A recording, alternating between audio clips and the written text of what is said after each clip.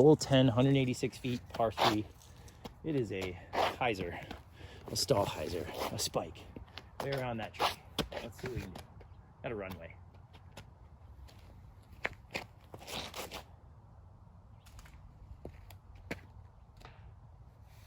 Not bad.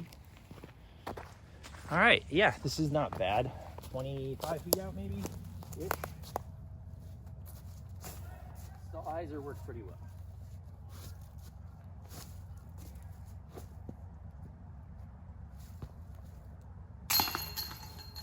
Sketchy putt, but I'll take it.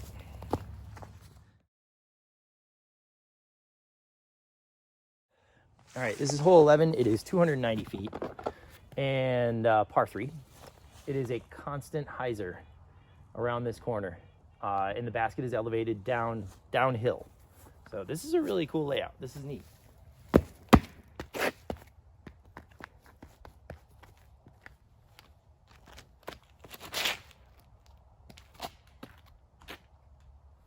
Couple of tree kicks. That is really a tough line. Really tough. Okay. Yeah, that line is something else. I mean, it feels like it probably needs some branches taken off of it. This place is pretty new. It needs to be beaten in a little bit. But I ended up down here to the left of the fairway. Not entirely hidden, but you can see the basket straight through, elevated on a rock. So I'm going to take an entropy and just try and get out of here.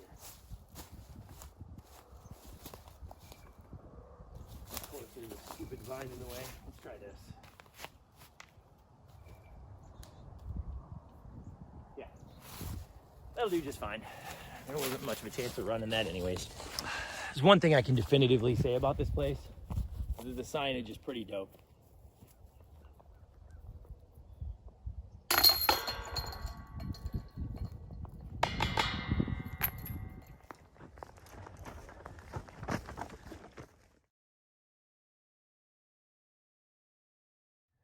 All right, hole 12, another long one finally. 525 feet, par 4. The gap in the trees. You can probably see the yellow sign there, kind of pointing it out. You gotta shoot the gap, and then the basket is way back there. I'm not sure if you can see it. You can barely see the blue at the top of the bucket. But all at 525. I have an octane, a fairly stable fission octane, because there is a little bit of headwind coming through. So we're gonna see what this does.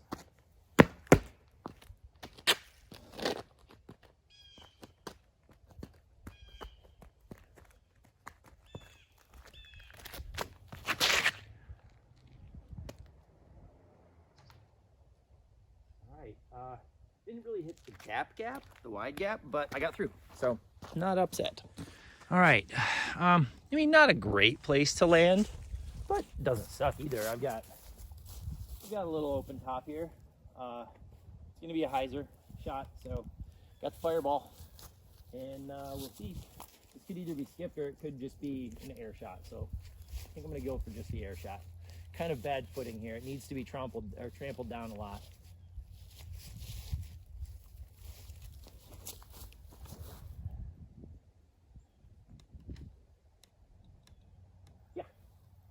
Yeah, that works. You can go with that.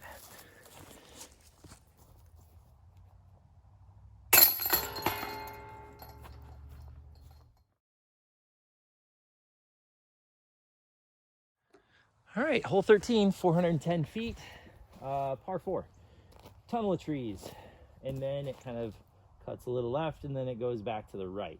I'm thinking I'm gonna forehand a photon, give it just enough ante, or keep it flat, let it ride, let it do itself, or do its thing. Keep it just a little left, get through the tunnel of trees, and then deal with what I get when I get up there. Here we go. That's perfect. I mean, I don't know where the heck that goes up there, but I'll hit a tree and knocked it down. So see what we get. All right, so the basket itself wasn't as far right as the sign made it seem. It's hanging in the tree. So I'm gonna forehand entropy and see if maybe I can't put it in from here.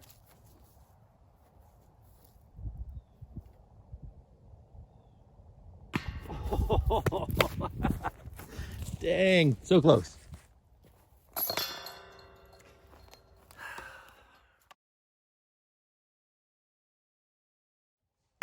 right, so hole 14, 420 feet, par 4.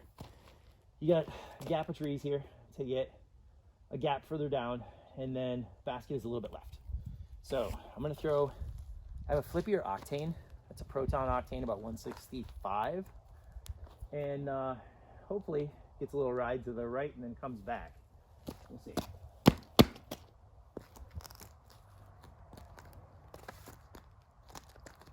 There's a little wind too, a little headwind.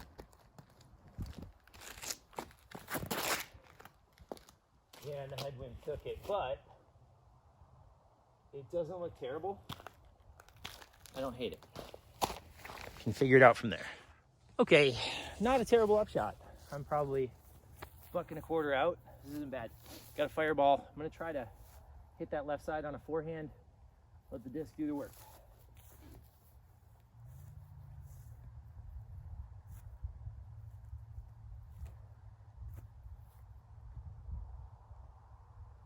Yeah, just like that. Woo.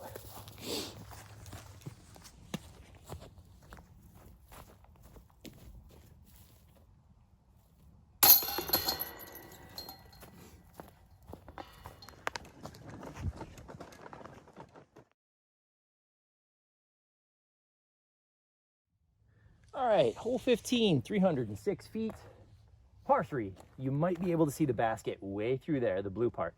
So the way that this looks, all right, it looks like it's a better hole for a lefty with a nice little high flex and you know, the return.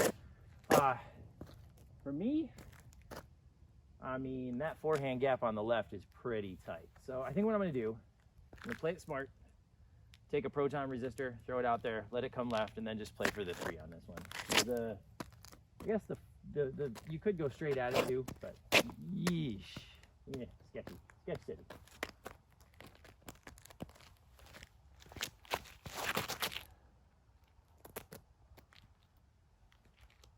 Yep, skipped up the hill. Should be okay. All right. Did not come out so bad. I actually have a putt if I want to take it. And I do.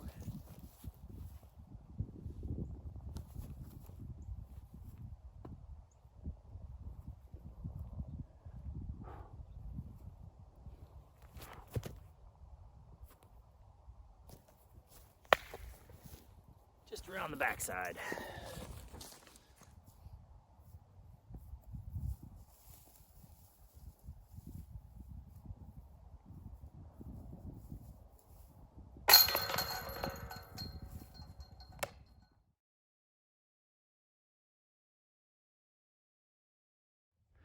Okay, hole 16, 287. Low ceiling everywhere on this hole, and there's a hill in the middle, basket's on the other side. It's par 3. I'm gonna take an old neutron resistor, try to give it just a little bit of hyzer and get it to jump over the hill.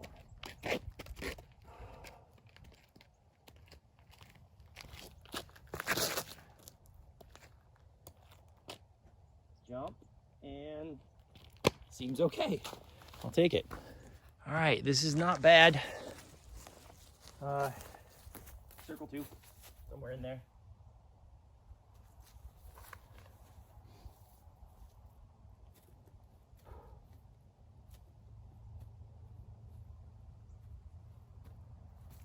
Oh, geez.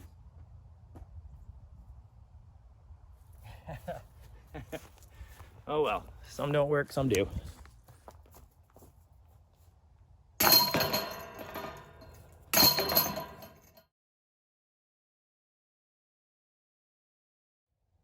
All right, hole 17, 432 feet. You can please see the hole plays across the gully. There's a little bridge there in the middle. There's some trees guarding, and then it goes up a hill and it plays up there. So I'm just gonna try and bite off as much distance as I can. I've got my flippiest octane, and we're just gonna let it rip.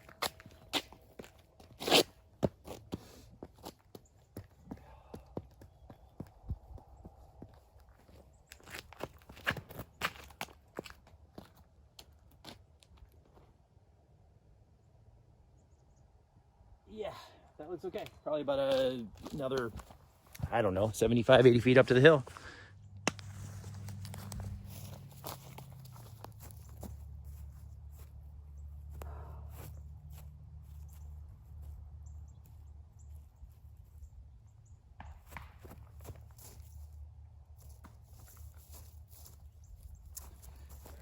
That'll do.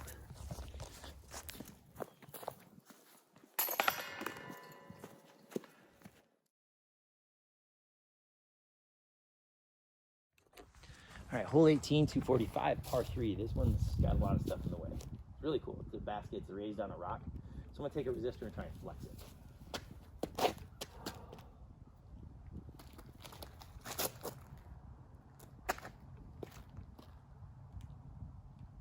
I think that did the job. That looked pretty crisp.